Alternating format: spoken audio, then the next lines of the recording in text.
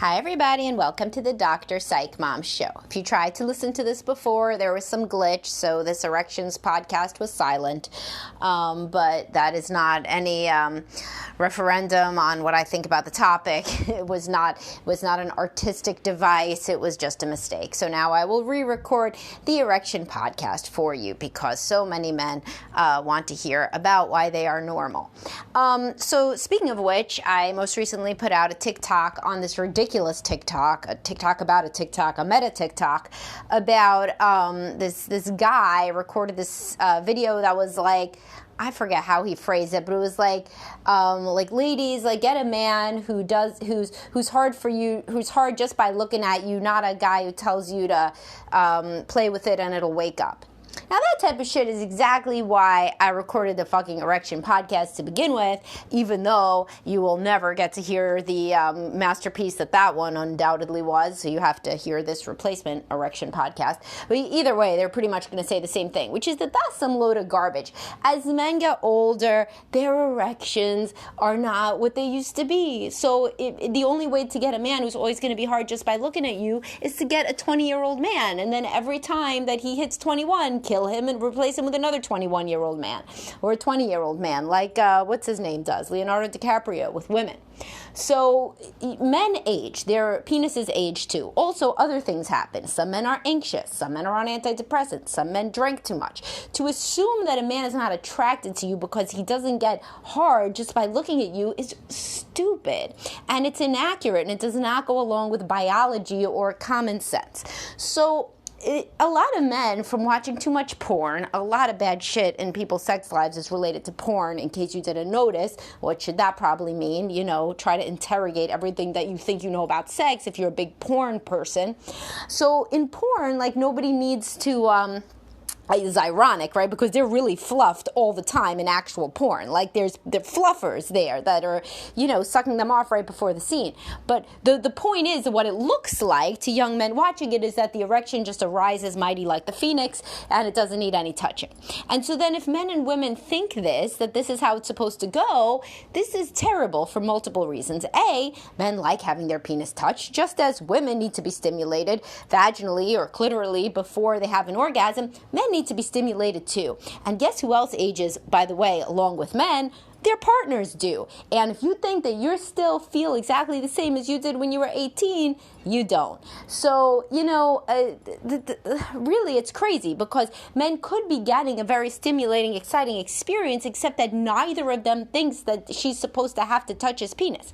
Now, also, erections, as per the title of this, wax and wane. So you're supposed to have a long encounter. It's supposed to be like 30 to 60 minutes, ideally, because the woman's got to relax. I tell you to give her a massage, all this type of stuff. So the erection isn't going to stay there like a fucking Mount Rushmore, face for the entirety of this interaction, especially, again, if the guy's not 20 years old. It's going to wax, it's going to wane, he's going to think of the upcoming mortgage payment, he's going to think that he just heard your kid come down the hall. If whenever it gets soft, you decide that it's not working anymore and he doesn't really love you and he's not attracted to you, that is not going to obviously be very good for the relationship. And it is not in line with the reality of how men work anatomically.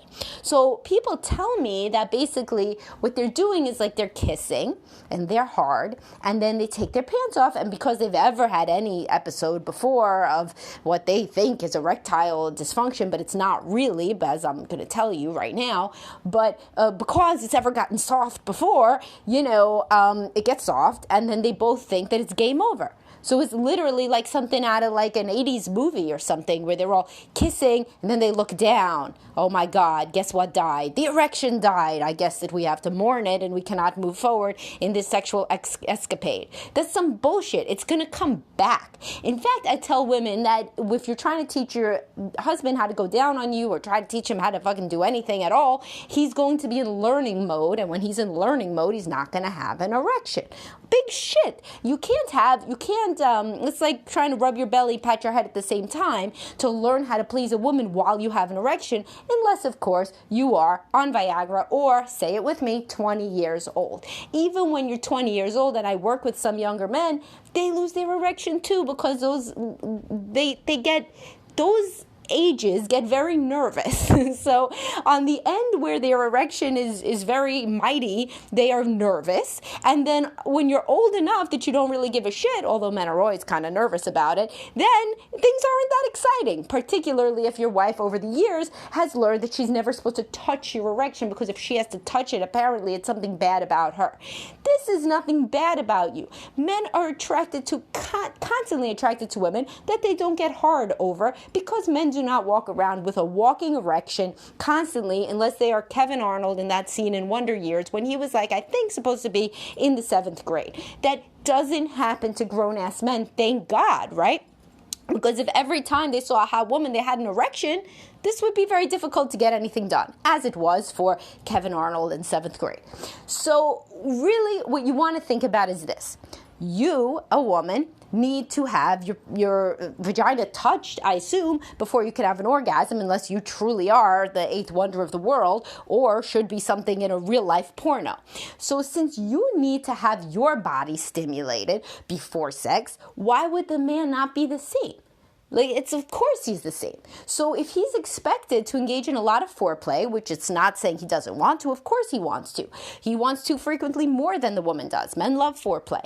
But it's for some people, I'm learning the woman doesn't touch the penis, because the penis is supposed to be a barometer of his attraction. So everybody's watching the penis to make sure that it stays hard, because if it doesn't stay hard, then he's not a man and he's not attracted to her.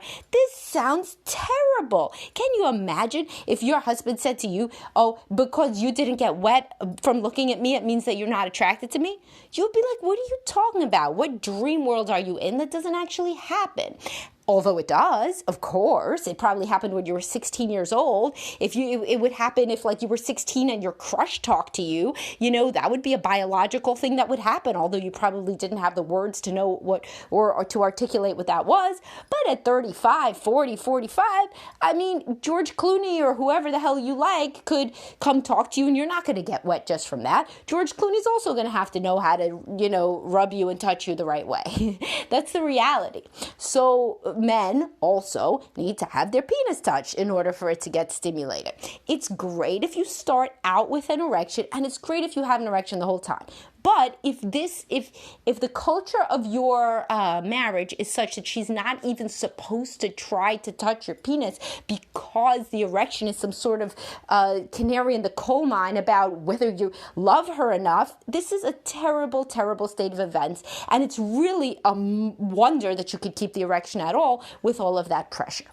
Also, a lot of men rush through sex because of this exact thing. Because they think, okay, I'm hard. I don't want to get soft like that one time, March 11th, 2004, that I think she still hasn't forgiven me about. So quickly, I have to engage in penetrative sex immediately, because God knows if I get soft that it's the end of the world for everybody. Well, then he's going to rush through sex, and then she isn't going to enjoy it. She isn't going to have an orgasm.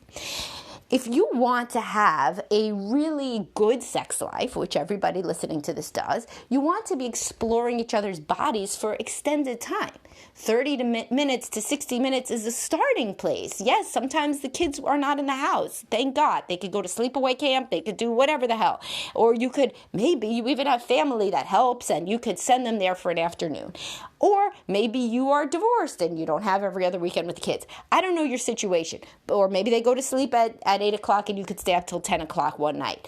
Whatever crazy way you make it work, if you want to actually have a good sex life, you have to understand each other's bodies. And when people say in romance novels, we spent the afternoon in bed, that's a real thing that happens in the world. Do you think that a man at age 40 years old going to stay hard for an afternoon? Like the whole afternoon? Do you think he never pees? Do you think that, there's no refractory period? Of course. Do you think he never, hears, the Amazon guy knock or something? Or that you never get tired and reach over and, look at your phone at the time, and then his erection goes away because he's a little anxious that you're anxious, or whatever the case may be?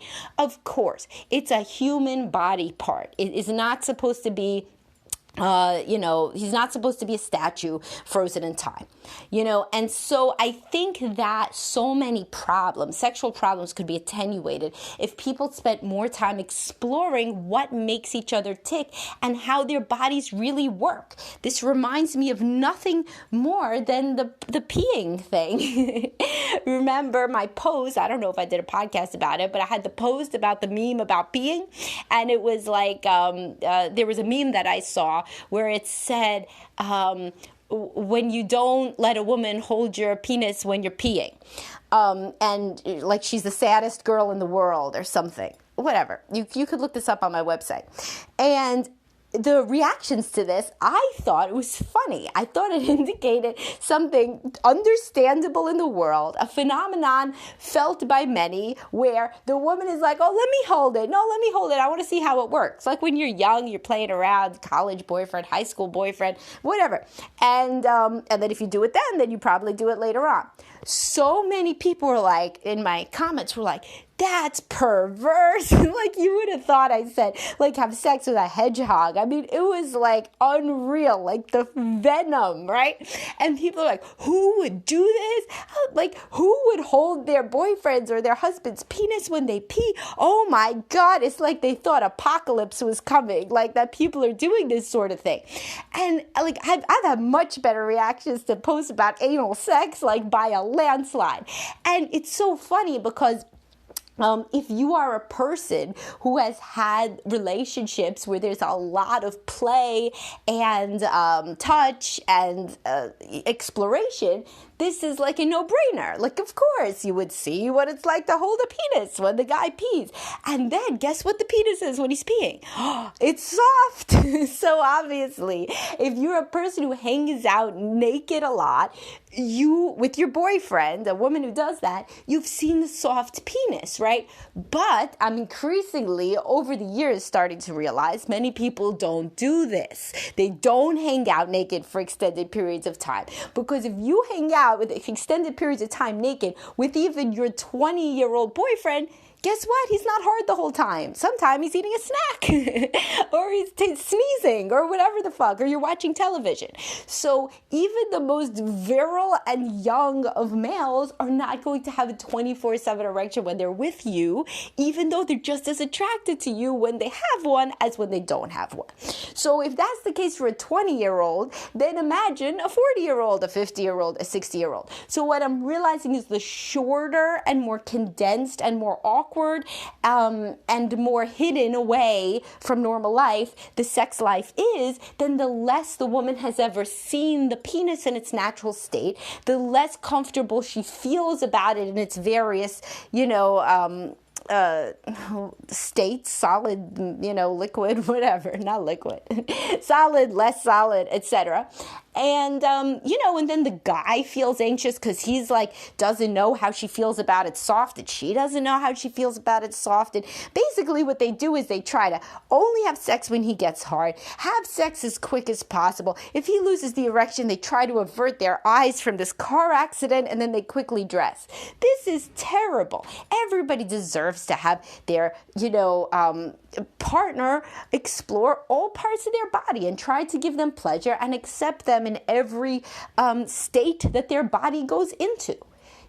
And so thus you can't take the erection personally. It's not about whether he's attracted to you. An erection happens when he's turned on. He can also be turned on without an erection.